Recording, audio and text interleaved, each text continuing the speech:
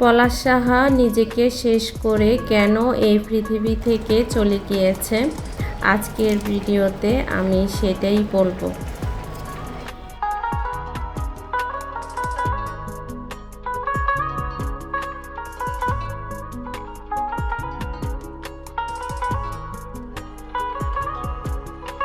নদীর এই পাড়ের মানুষ মনে করে ওই পাড়ের মানুষ অনেক বেশি সুখী, আর ওই পাড়ের মানুষও মনে করে এই পাড়ের মানুষ অনেক বেশি সুখী।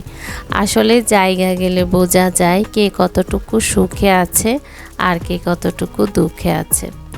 টাকা পয়সা ধন দৌলত যে প্রকৃত সুখ না, এটা আবারও প্রমাণ হলো পলাশ সাহার জীবন কাহিনী থেকে।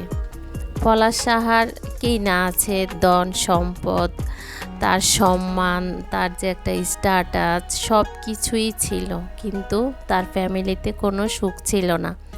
জীবনে কেউ আসলে সম্পূর্ণ সুখী হতে পারে না, এক একজনের জীবনে এক এক রকমের দুঃখ থাকে, আর এই সব কিছু মোকাবেলা করার নামে হচ্ছে জীবন, আর এটাকে বলে জীবন সংগ্রাম। এই সংগ্রামে যারা জয়ী হতে পারে তারাই সুখী মানুষ।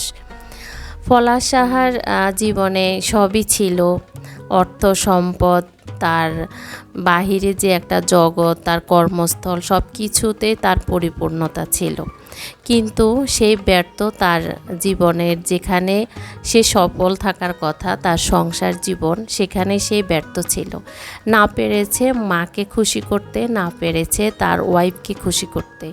সে আসলে একজন ব্যর্থ পুরুষ হিসেবে আমি মনে করি। সে তার মাকে মার জায়গায় রাখতে পারতো, বউকে বউর জায়গায় রাখতে পারতো। মার জায়গা কখনো বউ দখল করতে পারে না, আর বউর জায়গায়ও মা কখনো আসতে পারে না। জীবনে সবাইকে বাদ দেওয়া যায়, কিন্তু এই দুটো মানুষকে কখনো বাদ দিয়ে চলা যায় না। একটা হচ্ছে মা আর একটা হচ্ছে বউ। বউকে ছাড়াও চলা যায় না, আর মা হচ্ছে তার গর্ভধারিণী, তাকেও কখনো সন্তানেরা বাদ দিয়ে চলতে পারে না। তো পলাশা সেখানেই ব্যর্থ হয়েছে। সে দুইজনের একজনকেও খুশি করতে পারেনি, একজনকেও ভালো রাখতে পারেনি। আমরা যা দেখতেছি আজকে 2-3 দিন যাবৎ, সবাই তার ওয়াইফকে দোষী করে আসতেছে। তার বিয়ের বয়স এখনও 2 বছরও হয়নি। এই 2 বছরে তারা এতটা তিতা কীভাবে হলো? এখানে অবশ্যই এক হাতে কখনো তালি বাজেনি, 2টা হাতেই তালি বাজে। তো আমরা যাচাই বাছাই না করে একজনকেই দোষারোপ করা আসলে ঠিক না। এখানে জানা শোনারও একটা ব্যাপার আছে। একটা মেয়ে বউ হয়ে আসে তার হাজব্যান্ডকে হারানোর জন্য না, সে হাজব্যান্ডের সাথে সংসার করবে, তার জীবন গড়বে, বাচ্চা কাচ্চা হবে, একটা ভবিষ্যৎ হবে। সে আশা করে একটা মেয়ে আরেকটা ঘরে আসে, অপরিচিত অজানা একটা পরিবেশে আসে, তাকে সেখানে খাপ খাওয়াই চলতে হয়। আর সেখানে এসে যদি তার অপোজিটের মানুষগুলো তার সাথে ভালোভাবে চলে, তাকে অ্যাডজাস্ট করার সে সুযোগটা দেয়, তাহলে সে কিন্তু তার যে জায়গাটা সে নতুন আসে, সেই জায়গাটা তার ফুলফিলভাবে সে ফিল আপ করতে পারে এবং সে সব কিছু বুঝতে পারে। কিন্তু তার অপোজিটের মানুষ যদি সে যেদিন থেকে সে এসেছে ওই দিন থেকে যদি তার পিছনে লাগে, তার দোষ খোঁজে, তার এটা হয়নি ওটা হয়নি, এভাবে চলতে পারবে না, ওইভাবে চলতে পারবে না, তার জামাইয়ের সাথে কথা বলতে পারবে না, বা অনেক কিছু আছে সেখানে, এগুলা করতে গেলে ওই মেয়েটা ওখানে আর ভালো থাকতে পারে না। সে তখন খুব অসহায় হয়ে যায়, তখন সে কি করে না করে তার হিতাহিত কোনো জ্ঞান থাকে না।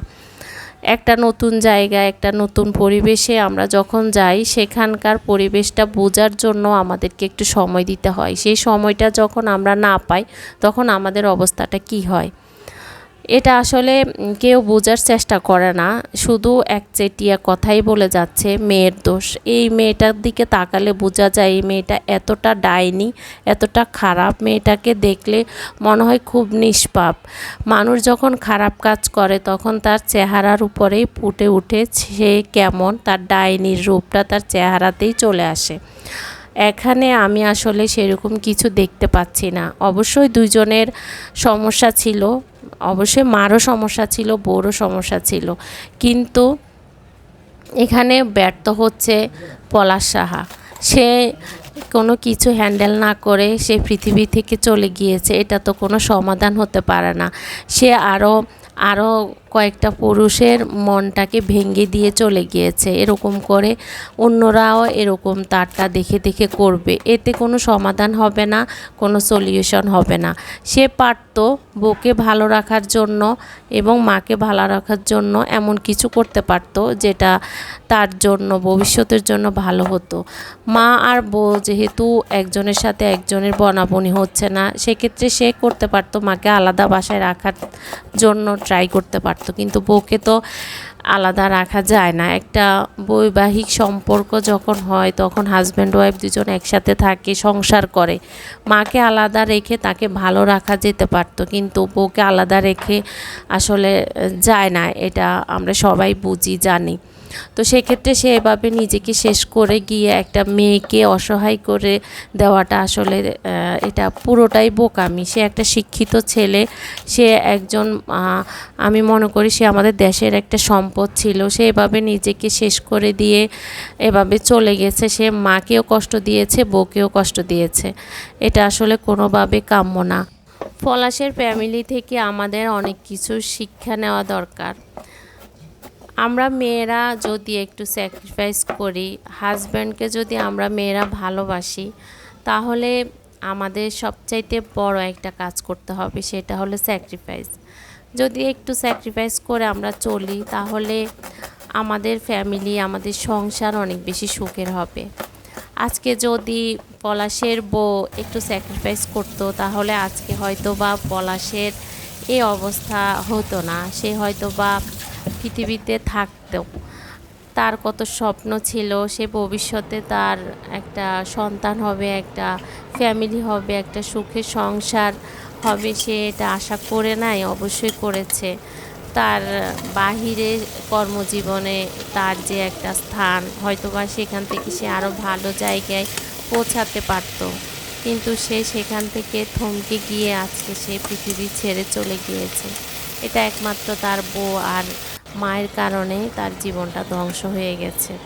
তবে হ্যাঁ, আমি আরেকটা কথা বলবো, পলাশ সাহা একটা ব্যর্থ মানুষ। সে তার সংসার জীবনে ব্যর্থ হয়েছে। সে কাউকে সুখীও করতে পারে নাই, খুশিও রাখতে পারে নাই। তবে তার ওয়াইফ যদি একটুখানি স্যাক্রিফাইস করতো, তাহলে হয়তোবা এই সুন্দর জীবনটা বেঁচে যেত। আজকে তার ওয়াইফ তার স্বামীকে হারিয়েছে, তার মা তার সন্তানকে হারিয়েছে। এই দুটো মানুষ যতদিন এই পৃথিবীতে থাকবে, ততদিন অপরাধের বোঝা নিয়ে তাকে এই পৃথিবীতে থাকতে হবে। এটার মতো কষ্ট আসলে আর কিছু হতে পারে না। এই মেয়েটা কোথায় যাবে, কোথায় তার স্থান হবে? মা তো আছে অন্য সন্তানদেরকে নিয়ে, হয়তো বা তার জীবন তো প্রায় শেষের দিকে, যে কয়দিন বাঁচে, কিন্তু এই মেয়েটার জীবন তো সবে মাত্র শুরু। সে কিভাবে এই অপরাধের বোঝা নিয়ে থাকবে? আমার আজকে প্রত্যেকটা মায়ের প্রতি একটা মেসেজ থাকবে, আপনারা প্লিজ একটা ছেলেকে যখন বিয়ে করাবেন, মানসিকভাবে প্রস্তুতি নিয়ে বিয়ে করাবেন যে সে আগামীকাল থেকে তার বোর হবে। আপনি মা, আপনি তো সারা জীবন মায়ের স্থানেই থাকবেন, কিন্তু তার জীবনে আরেকটা মানুষ আসবে, সে নতুনভাবে তাকে নিয়ে স্বপ্ন দেখবে। এটা নিয়ে যদি আপনাদের কষ্ট থাকে, তাহলে প্লিজ আপনাদের ছেলেদেরকে বিয়ে করাবেন না। আপনারা ছেলেদেরকে নিয়ে থাকেন, অন্য মেয়েকে এনে অন্য মেয়েকেও কষ্ট দিয়েন না, নিজের সন্তানকেও কষ্ট দিয়েন না। আর পলাশের মতো একটা ছেলেও যাতে আর সামনের দিকে এই পৃথিবী ছেড়ে এভাবে চলে যেতে না হয়। কথা বলতে বলতে আসলে অনেক কথাই বলেছি। আসলে আজকে 2-3 দিন এই পলাশের এই মৃত্যুটা মেনে নিতে পারি না। একটা মানুষ এই পৃথিবী ছেড়ে এভাবে চলে যাবে, এটা আসলে মেনে নেওয়ার মতো না। তো যাই হোক, আজকের ভিডিওতে আমি আসলে পলাশের কথা বলেছি বলতে তা না, আমরা আসলে এই পলাশের ফ্যামিলি থেকে আমাদের সবার শিক্ষা নেওয়া উচিত। তো আমি আজকে ভিডিও সংক্রান্ত কোনো কথাই বলিনি, দেখতে পেয়েছেন রান্নাবান্না, সকালের নাস্তা পানি এগুলোই আজকে আপনাদের সাথে শেয়ার করেছি। এখন দুপুরের খাবার খাবো। আজকে কি রান্না করেছি সেটা তো দেখতে পেয়েছেন। তো আমার ভিডিওটি যদি আপনাদের কাছে ভালো লাগে প্লিজ একটা লাইক দিবেন, আর যারা নতুন আসেন অবশ্যই আমার চ্যানেলটি সাবস্ক্রাইব করে পাশে থাকবেন, আর অবশ্যই পাশে থাকা বেল বাটনটি অন করে দিবেন। এতে করে আমি যখন নতুন কোনো ভিডিও দিব আপনারা সেটা সময় সুযোগ করে দেখে নিতে পারেন।